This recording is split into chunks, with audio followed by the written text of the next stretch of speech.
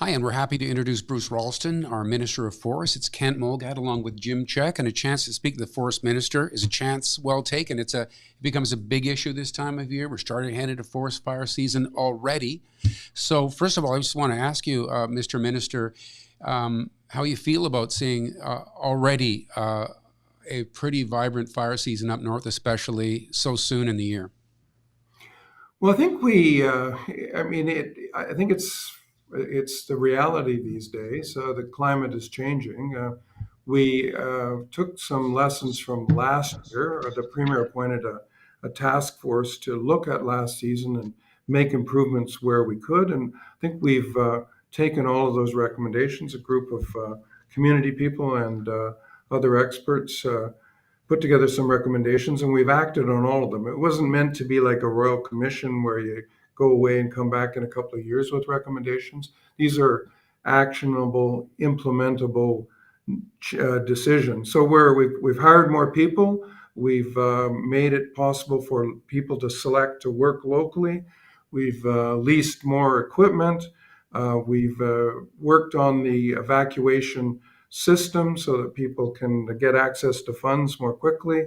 Um, we've taken a lot of the concerns that people had from last season and worked on them, and I think we are better prepared. You're never completely 100% prepared because there's always the unexpected, but I think we're in good shape in terms of preparation for this time of the year.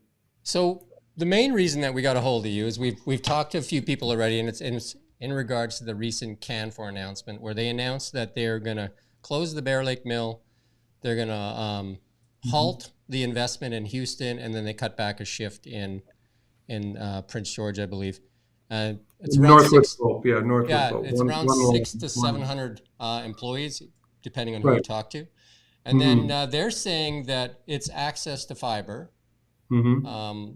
And then the BC government came out with a statement, I think it was your statement, saying that it was more about the commodity cycles.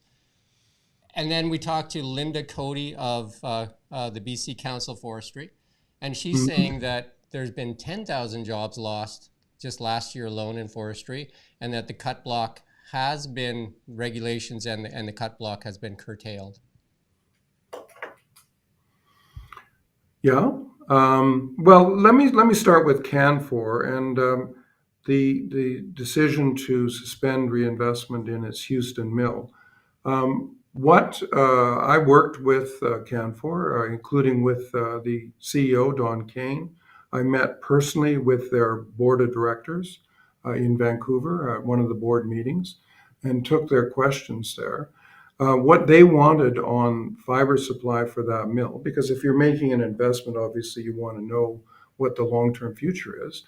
And they wanted some very strong assurances, which we gave them. The deputy minister, who's the senior public official in the Ministry of Forests, worked with them.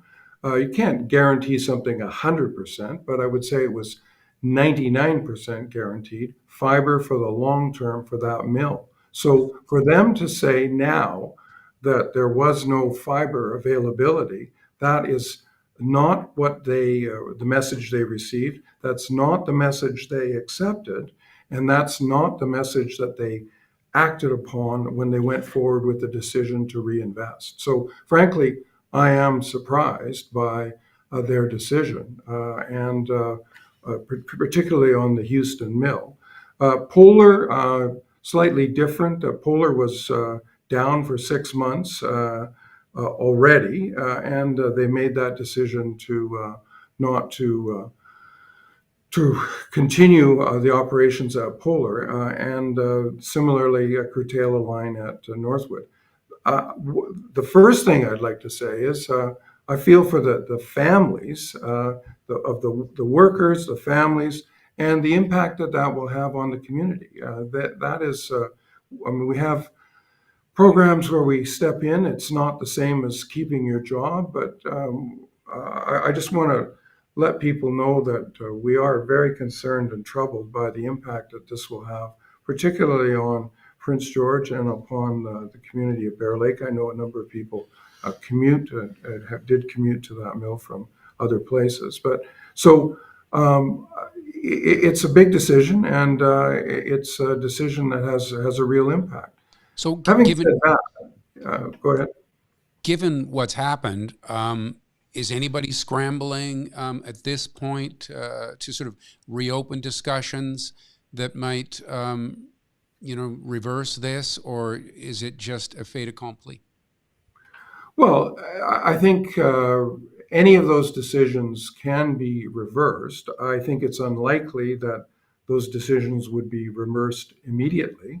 I think particularly in terms of the Houston mill, there's certainly an option to revisit that decision. As I said, the fiber supply, that the assurance that they wanted for the long term is one that they got, and it still continues. We haven't pulled the rug away from that. It's still there.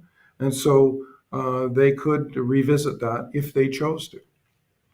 Yeah, I mean, that's the reason that we reached out, and we've talked to quite a few people already, including Linda Cody, because it seemed like quite a difference of opinion. Them saying that it's fiber, and you guys are saying mostly that it has to do with the commodity cycle. And we do know that the lumber market is definitely, swings in cycles. And having worked for a mill for 10 years, I worked for Canfor in my early days.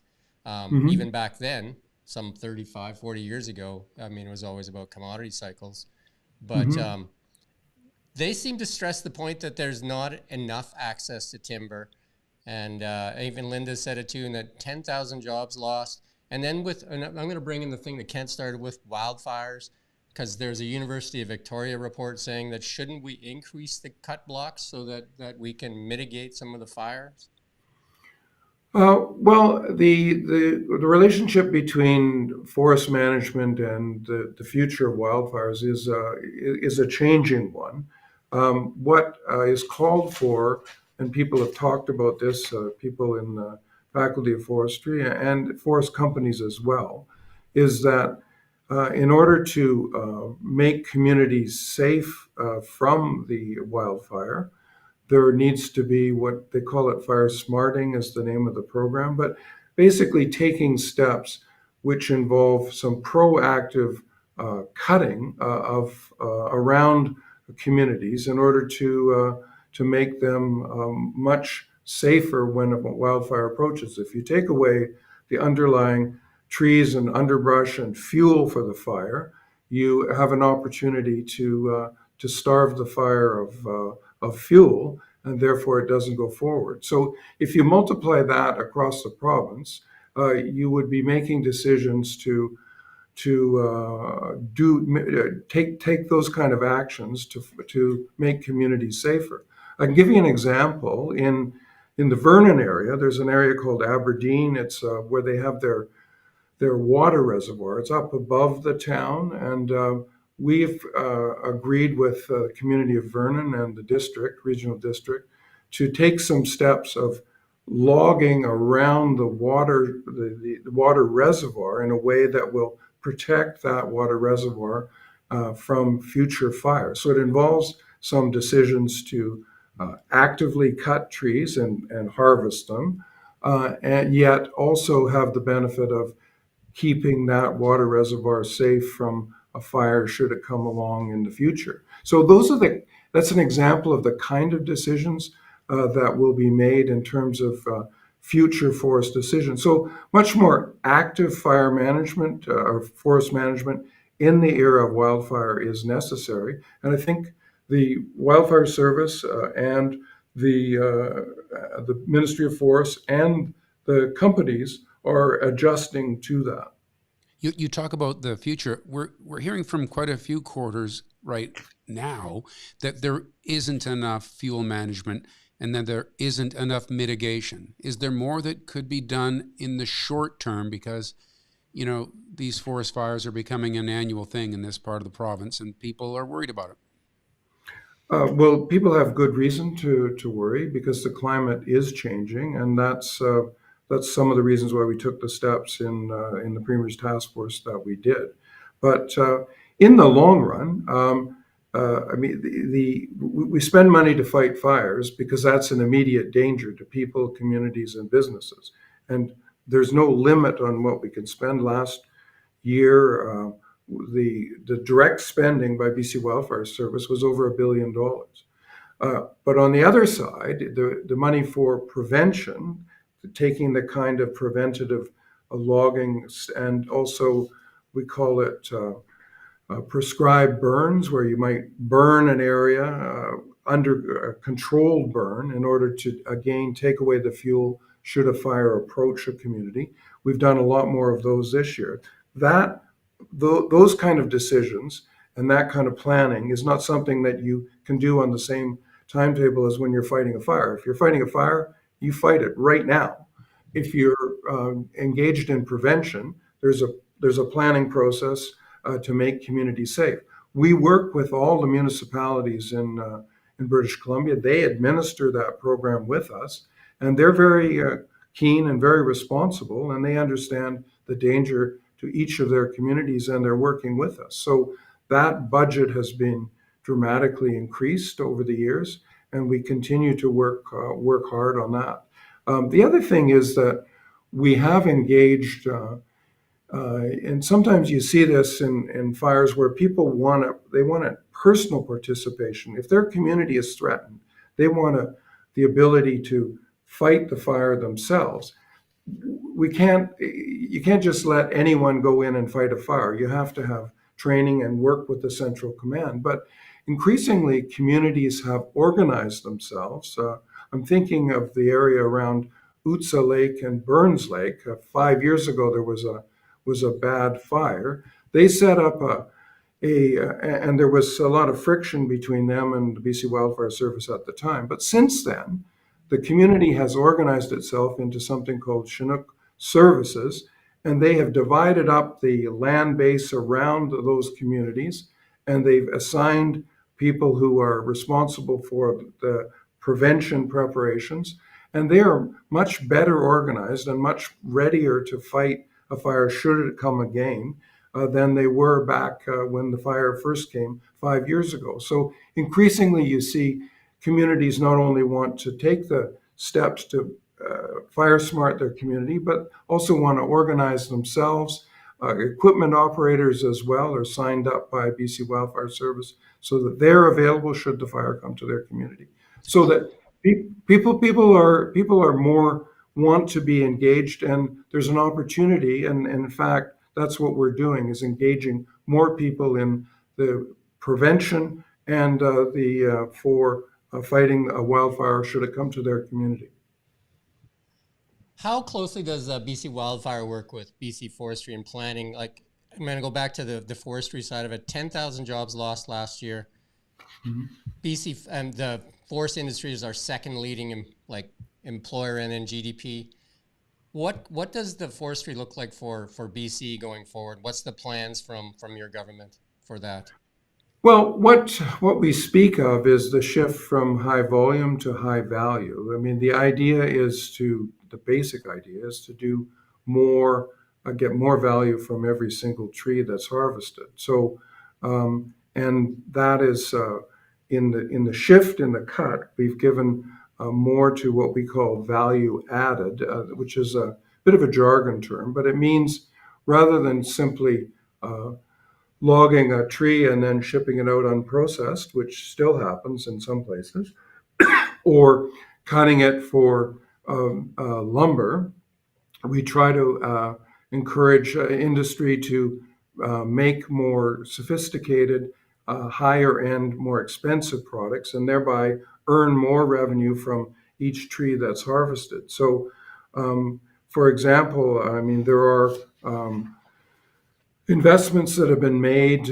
in high value timber, whether it's using dryers for hemlock. Hemlock is notoriously wet, typically on the coast, and if you can dry, put that product through a drying process, you create a much more durable product, and it has greater value. So that's a thing that's happening in more on the coast than in the interior. Okay, sorry, if I could just jump back to the forest fire situation.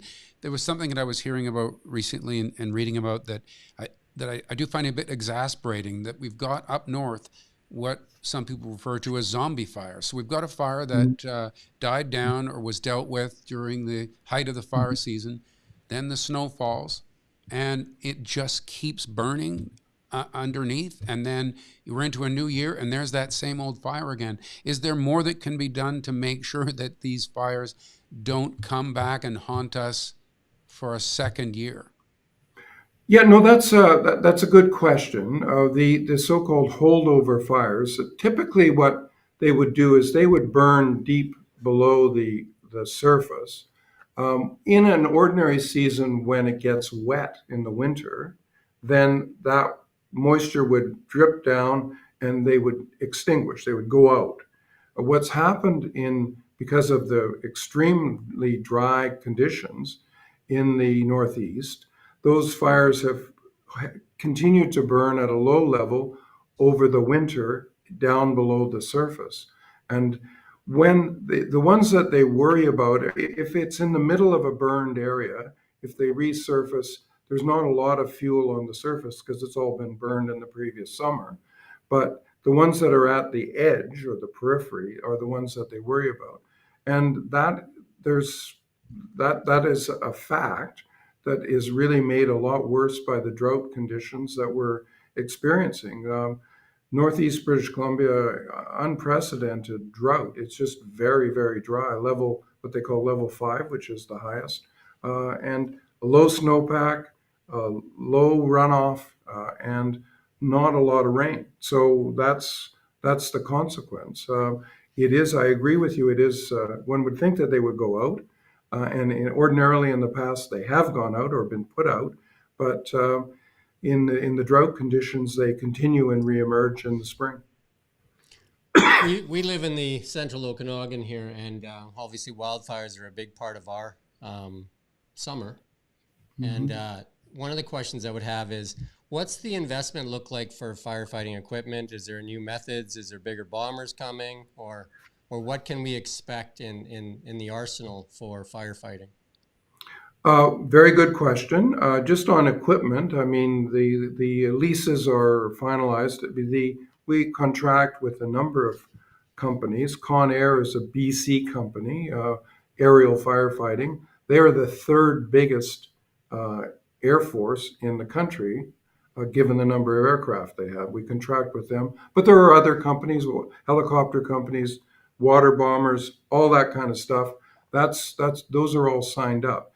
But where there are changes is due to technology, early detection using drones, using night vision, ability to detect a fire. I mean, the sooner you find it, the quicker you can put it out. And that is the big change that's taking place in firefighting is the ability to use remote sensing, drones, satellites to pick up just a few wisps of smoke can lead to a decision that there is a fire there and begin the process of trying to put it out. So that's something that the Premier's Task Force looked at, and that's something that British Columbia leads in North America. And that's part of the reason why we set up in Kamloops. We're going to have an institute that's going to be the leading institute for fighting fire, whether it's the practical side of on-the-ground firefighting or whether it's the theoretical side of using artificial intelligence to just given signs on the horizon. There's a lot of information that can be used to enhance the ability of drones and other remote sensing devices to detect fires earlier. So there are big changes. They are helpful, but they are needed. I have to say that over the years of living in the Okanagan, that the response time for the bombers seems to be quicker and quicker. Like when you see a fire and if you see smoke, the bombers are usually on it pretty quick now. So I guess that early detection will even help them more. Oh, absolutely. I mean, I visited Conair, that company that I mentioned in Abbotsford, and they have a it's a simulator where it's kind of cool. It's like it simulates a fleet of planes going out. So and you can they have a real landscape, and then they hatch a simulated fire, and then all the different planes converge on the fire and make the rounds and dump the water and all the rest of that. So there's a lot of advanced training that goes into that kind of aerial firefighting, and also there is enhanced training for on the ground. What's necessary to build the fire guards and to help make communities safe. And we've hired more people and given them more training, and also a lot of attention as well to their mental health. A firefighting season can be long, and it can be hard on people individually and mentally. It's just exhausting, grinding work. And so there's more attention paid to the well-being of individual wildland firefighters.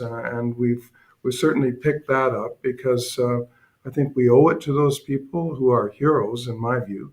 And also we want to make sure that they head home safe as well. You spoke of mitigation efforts in Vernon, which is great. Mm-hmm. There seems to be a lot of work that can be done, when we look around in our community. Is there a focus on more mitigation, like taking some of the trees away from the interface areas? Is there any kind of like selective logging or something that could happen? Exactly. I mean, you mentioned the interface area. That's the term that they use in West Kelowna last year. That was where the action was. It's where the wildland meets the outer edge of the suburbs. I mean, that the municipalities at the very edge. Sometimes people have houses that are nestled in the forest, which is very nice and beautiful. But when a fire comes, if you haven't fire smarted your phone or your home, you're at risk. So that's the most vulnerable area, is that interface area, exactly as you mentioned. And communities, progressive communities, and most communities understand that. And there is money available in the provincial budgets. Probably the municipalities would say they could always use more, and they could. But to make those decisions to keep those communities safe by protecting them at the interface area. Is there anything you want to add, Bruce? I think we're running out of questions here. I guess the big question that I have at the end of it is, like, 10,000 sawmill employees or forestry employees lost their jobs last year. What does their future look like? What's the message to them? Well, I think it's hard to know exactly what to say, because people want to work. They don't want a transitional program. They don't necessarily want to transition to retirement. People have told me that. Well, they say, well, you've got a great program transitioning me to retirement. I don't want to retire. I want to keep working. So, but there are other jobs that in forest management that we've spoken of, some of that prevention work. There's also other sectors. I think the Northern Investment Trust out of Prince George has talked about the growth of other sectors, certainly the mining sector, that we're opening new mines. There's a mine west of Quesnel and south of Vanderhoof called Artemis, which is a copper gold mine. It's about ready for opening. There'll be a couple of hundred jobs there. So it is a question of transition to other industries, but in many ways, I think there are still and continue to be opportunities for the forest industry and new jobs in the forest industry. Prices will come back, and we are looking at the value-added sector and making those investments in manufacturing that I think will generate new jobs in the future. All right. Well, I thank you for your time, Bruce. Is there anything you want to add, or? No. I think you've you worked me over pretty good, Jim and Ken. I thank you. I mean, wildfire is such a big concern for the Okanagan residents, right? We're a big tourism related area. It really impacts our community. Last year too, when we had those fires, so people lost their homes. Of course, that's the worst of it. And then we had, you know, like the don't come to the Okanagan, and that hurt a lot of businesses as well. And so the impacts of wildfires for the Okanagan are huge. And if we could somehow work on those interface areas and put a focus on those and try to, you know, clear some of that area so we have a fire buffer, as you would say, that would be, I think most Okanagan residents would be thankful. Well, I was up. They had a celebration, a recognition of the volunteers in West Kelowna just a few weeks ago for the last season, and kind of a celebration of the community effort that went into fighting the fires. And you're right. I mean, people are anxious, they're worried, and with good reason. So that's why we've taken all the preventative steps we have. That's why we have a more responsive service, and that's why we're proceeding with those plans to help people make their communities safe. So it's a big issue.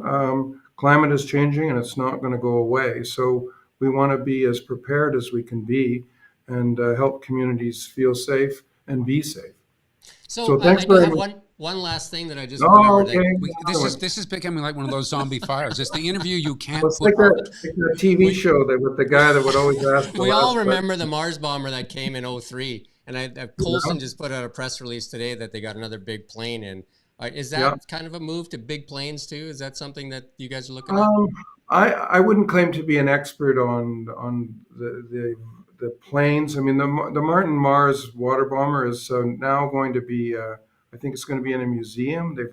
I think they're raising money to move it down to a museum in I think in Saanich or something like that. I mean, Martin Mars, a water bomber, was my son when he was in school did a project on that. His name was Martin, is Martin, so it was a natural fit for him. So I heard a lot about that, but it doesn't meet contemporary specifications, and there's a lot better water bombers that can deliver more water faster, and so however much one feels sentiment for it, it's just not a practical device anymore. But no, certainly the BC Wildfire Service evaluates all those kind of things. Coulson is a company with a lot of experience now in California and in Australia, I think in Chile as well. I met with them a few years ago at their base in Port Alberni, and I'm familiar with what they have to offer. So I think they're a strong company. All right. We thank you for your time, Bruce. Thank you. Okay, thank you. Thanks. Thanks. And for those of Bye. you watching, thank you. We're watching Kelowna now. Right.